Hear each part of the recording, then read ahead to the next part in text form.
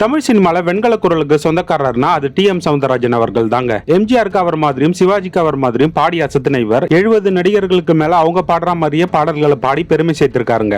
1967 K. Balachander இயக்கத்துல வெளியான படம் தான் பாமா விஜயம். பாலையா, மேஜர் சுந்தரராஜன், முத்துராமன், நாகேஷ், சவுகார் ஜானகி, ஜெயந்தின்னு பல நடிகர்கள் பட்டாலுமே நடிச்ச இந்த படத்துக்கு எம்.எஸ்.சி. இசையமைக்க கவிஞர் கண்ணதாசன் எல்லா பாடல்களையும் எழுதியிருக்காருங்க. இந்த படத்துல முக்கிய கேரக்டரான பாலையா அவர்களுக்கு வரவுக்கு மீறி செலவு செய்யற பெண்கள் உணரும்படி ஒரு பாட்டை வச்சிருப்பாரு கண்ணதாசன்.